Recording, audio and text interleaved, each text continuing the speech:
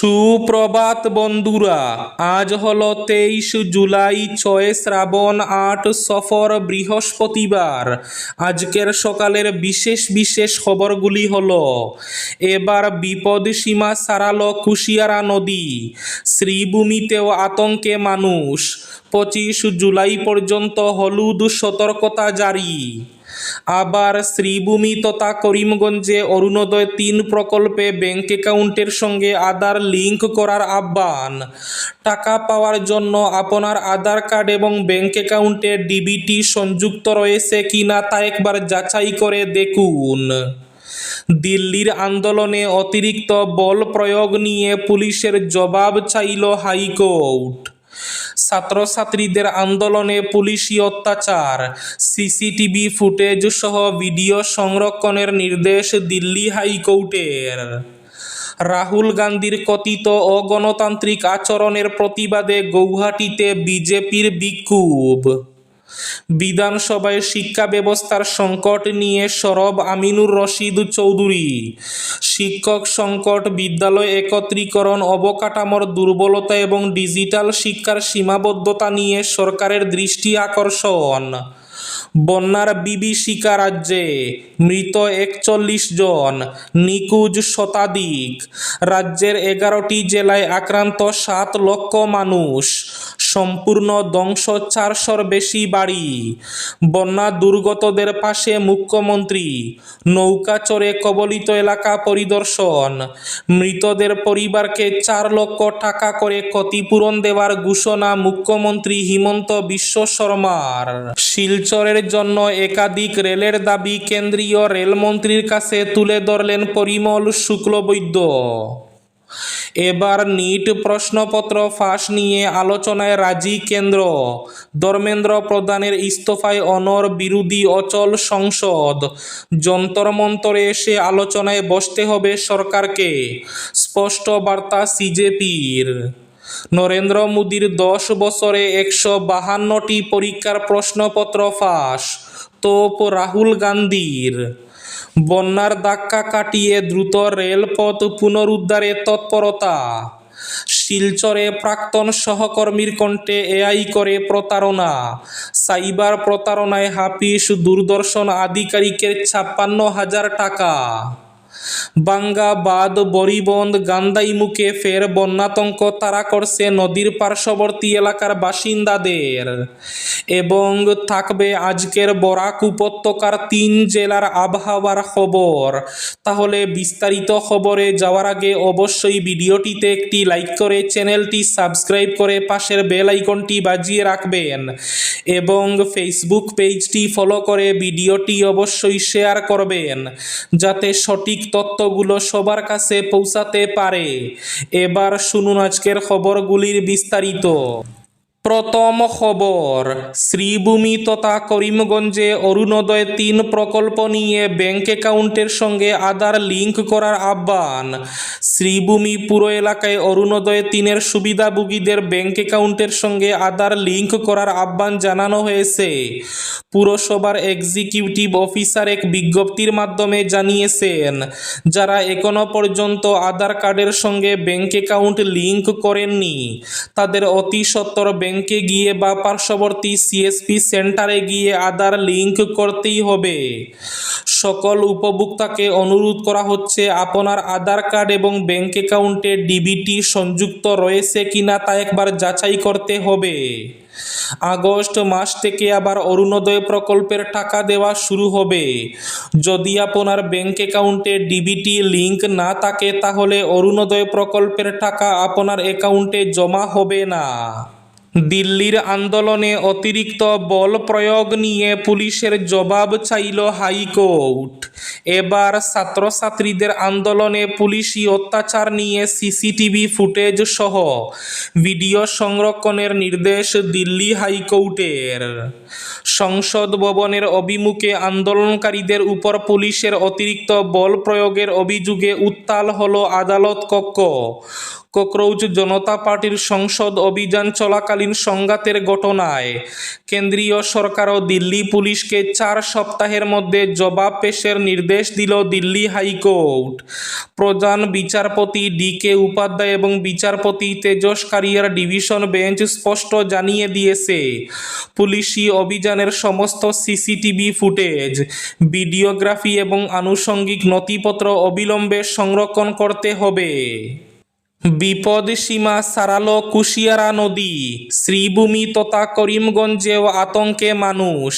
25 জুলাই পর্যন্ত হলুদ সতর্কতা জারি। অসমের বন্যা পরিস্থিতির এখনো কোনো উল্লেখযোগ্য উন্নতি হয়নি, বরং উজান থেকে নেমে আসা জল এবং টানা বর্ষণের জেরে রাজ্যের একাধিক নদীর জলস্তর ক্রমশ বিপজ্জনক হয়ে উঠেছে। ধেমাজি, লখিমপুর, শিবসাগর, চড়াইদেউ, যোরহাট, ডিব্রুগড় ও তিনসুকিয়া সহ উজান অসমের বিস্তীর্ণ অঞ্চল এখনো বন্যার জলে বন্দী। বহু গ্রাম বা সম্পূর্ণ বা আংশিকভাবে প্লাবিত হয়েছেন। হাজার হাজার মানুষ আশ্রয় নিয়েছেন ত্রাণ শিবির ও নিরাপদ স্থানে। শ্রীভূমি জেলার নদীগুলিতে জলস্ফীতি দেখা দেওয়ার ফলে জেলা প্রশাসনের থেকে সতর্কতা জারি করা হয়েছে। নদীর জলস্তর বিপদ সীমার উপর দিয়ে প্রবাহিত হলে নৌকাগুলির চলাচলের সময় সব সতর্কতা অবলম্বন করতে বলা হয়েছে। জলস্তর আরও বৃদ্ধি পেলে বৈদ্যুতিক লাইনের নিচ থেকে যাওয়ার সময় সতর্কতা অবলম্বন করতে প্রশাসন থেকে আবেদন জানানো হয়েছে। বন্যার বিভীষিকা রাজ্যে, মৃত 41 জন, নিখোঁজ শতাধিক। রাজ্যের 11 জেলায় আক্রান্ত 7 লক্ষ মানুষ, সম্পূর্ণ ধ্বংস 400-এর বেশি বাড়ি।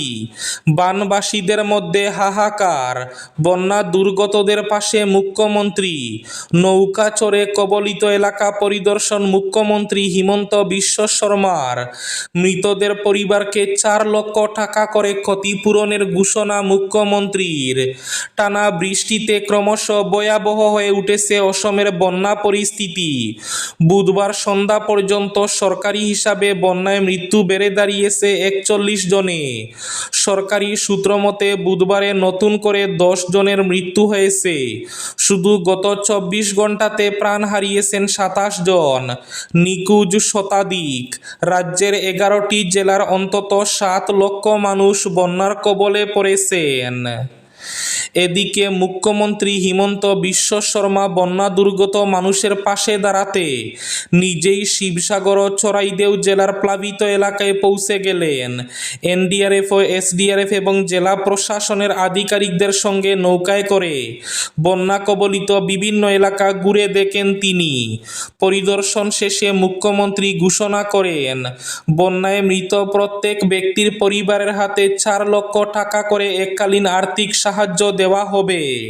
নিট প্রশ্ন ফাঁস নিয়ে আলোচনায় রাজি কেন্দ্র, ধর্মেন্দ্র প্রধানের ইস্তফায় অনর বিরোধী অচল সংসদ।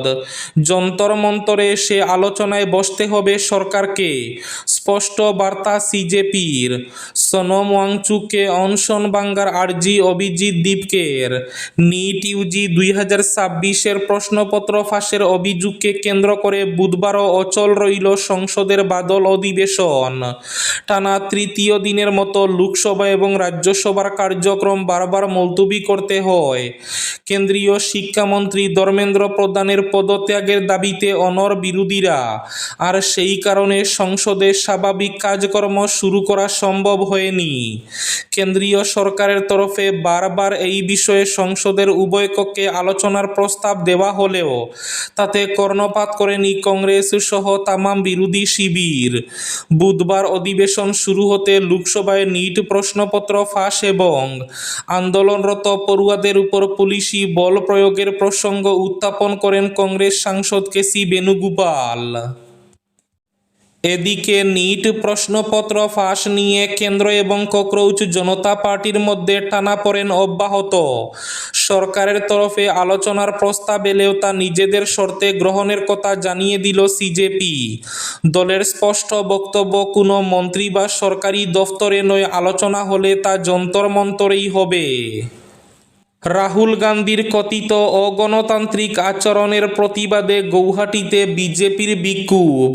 লোকসভার বিরোধী দলনেতা তথা কংগ্রেস নেতা রাহুল গান্ধীর কথিত অগণতান্ত্রিক আচরণের প্রতিবাদে বুধবার গৌহাটির বিজেপির রাজ্য সদর দফতর অটল বিহারী বাজপেয়ী ভবনে বিক্ষোভ কর্মসূচির আয়োজন করে বিজেপি। কেন্দ্রীয় নেতৃত্বের আহ্বানে অনুষ্ঠিত এই কর্মসূচিতে রাজ্যের জনস্বাস্থ্য, কারিগরি, পার্বত্য এবং বরাক উপত্যকা উন্নয়ন বিভাগের মন্ত্রী তথা পাতারকান্দির বিধায়ক কৃষ্ণেন্দু পাল সহ একাধিক মন্ত্রী, বিধায়ক, সাংসদ, দলীয় পদাধিকারী এবং বিপুল সংখ্যক কর্মী সমর্থক অংশগ্রহণ করেন। বিক্ষোভস্থলে দলীয় পতাকা, ব্যানার এবং স্লোগানে মুখর পরিবেশের সৃষ্টি হয়। উপস্থিত বিজেপি নেতারা অভিযোগ করেন, রাহুল গান্ধীর সাম্প্রতিক রাজনৈতিক আচরণ ও বক্তব্য দেশের গণতান্ত্রিক মূল্যবোধ এবং সাংবিধানিক প্রতিষ্ঠাগুলির প্রতি অসম্মানজনক। তাদের দাবি, দেশের গণতান্ত্রিক পরিবেশকে অস্থিতিশীল করার যে কোনো ঘটনার প্রচেষ্টার বিরুদ্ধে বিজেপি অতীতেও সোচ্চার ছিল এবং ভবিষ্যতেও থাকবে। শিলচরের জন্য একাধিক রেলের দাবি কেন্দ্রীয় রেলমন্ত্রীর কাছে তুলে ধরলেন পরিমল শুক্লবৈদ্য। সংসদের গ্রীষ্মকালীন অধিবেশনের প্রথম দিনে শিলচরের সাংসদ পরিমল শুক্লবৈদ্য কেন্দ্রীয় রেলমন্ত্রী অশ্বিনী বৈষ্ণবের সঙ্গে বৈঠক করে শিলচর লোকসভা এলাকার বিভিন্ন গুরুত্বপূর্ণ রেল সংক্রান্ত দাবি ও উন্নয়নমূলক প্রস্তাব তুলে ধরেন। এ সময় তার সঙ্গে ছিলেন বিজেপি অসম প্রদেশ সভাপতি তথা সাংসদ দিলীপ শইকী এবং রাজ্যের অন্যান্য সাংসদরা।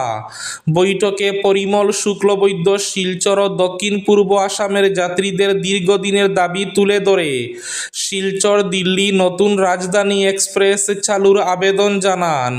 পাশাপাশি বেঙ্গালুরুর সঙ্গে আরও রেল পরিষেবা চালু, বিকল্প লামডিং শিলচর রেলপথ প্রকল্পে দ্রুত কেন্দ্রীয় মন্ত্রিসভার অনুমোদন, ডেমু পরিষেবা চালু এবং শিলচর গৌহাটি ফাস্ট প্যাসেঞ্জার ট্রেনে এলএইচবি কোচ সংযোজনের দাবিও জানান তিনি। শিলচরে প্রাক্তন সহকর্মীর কণ্ঠে এআই করে প্রতারণা। সাইবার প্রতারণায় হাফিজ দূরদর্শন আধিকারিকের 56,000 টাকা। 19 জুলাই বিকেল হঠাৎ বেজে উঠল মোবাইল ফোন। মোবাইলের পর্দায় ভেসে উঠল অপরিচিত ফোন নম্বর, কিন্তু রিসিভ করা মাত্রই শোনা গেল অতি পরিচিত কণ্ঠস্বর। শিলচর দূরদর্শনের আধিকারিক তথা প্রোগ্রাম এক্সিকিউটিভ জিমুদলাল বর্মনের কাছে সেদিন এভাবে এসেছিল এক রহস্যময় ফোন কল। আর ওই ফোন কলের চক্করেই সেদিন প্রতারণার ফাঁদে পা দিয়ে 56,000 টাকা খোয়ালেন তিনি।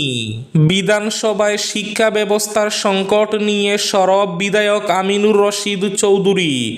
শিক্ষক সংকট, বিদ্যালয় একত্রীকরণ, অবকাঠামোর দুর্বলতা এবং ডিজিটাল শিক্ষার সীমাবদ্ধতা নিয়ে সরকারের দৃষ্টি আকর্ষণ। অসম বিধানসভার চলতি বর্ষাকালীন অধিবেশনে রাজ্যের শিক্ষা ব্যবস্থার বিভিন্ন সমস্যা এবং চ্যালেঞ্জ তুলে ধরে সরকারের দৃষ্টি আকর্ষণ করেন দক্ষিণ করিমগঞ্জের বিধায়ক আমিনুর রশিদ চৌধুরী। বুধবার শিক্ষা বিভাগের উপর আলোচনায় অংশ নিয়ে তিনি শিক্ষক সংকট, বিদ্যালয়ের অবকাঠামোগত দুর্বলতা, বিদ্যালয় একত্রীকরণ নীতি, ডিজিটাল শিক্ষার সীমাবদ্ধতা এবং উচ্চশিক্ষার উন্নয়ন নিয়ে একাধিক গুরুত্বপূর্ণ বিষয় উত্থাপন করেন। আজকের বরাক উপত্যকার 3 জেলার আবহাওয়ার খবর। আজ বরাক উপত্যকার 3 জেলার আকাশ একটু মেঘলা থাকার পূর্বাভাস। শিলচর কাছাড়ে আজ সর্বোচ্চ তাপমাত্রা থাকবে 33 ডিগ্রি সেলসিয়াস এবং সর্বনিম্ন তাপমাত্রা থাকবে 26 ডিগ্রি সেলসিয়াস। শ্রীভূমি তথা করিমগঞ্জ জেলায় আজ সর্বোচ্চ তাপমাত্রা থাকবে 33 ডিগ্রি সেলসিয়াস এবং সর্বনিম্ন তাপমাত্রা থাকবে 27 ডিগ্রি সেলসিয়াস। হাইলাকান্দি জেলায় আজ সর্বোচ্চ তাপমাত্রা থাকবে 33 ডিগ্রি সেলসিয়াস এবং সর্বনিম্ন তাপমাত্রা থাকবে 26 ডিগ্রি সেলসিয়াস। এবার শেষ খবরটি। বাঙ্গা বাঁধ, বরিবন্ধ, গান্ধাইমুখে ফের বন্যাতঙ্ক তাড়া করছে নদীর পার্শ্ববর্তী এলাকার বাসিন্দাদের। অর্থ মঞ্জুরের পরও বাঁধ মেরামতির কাজে হাত না পড়ায় ক্ষোভে ফুঁসছেন স্থানীয়রা।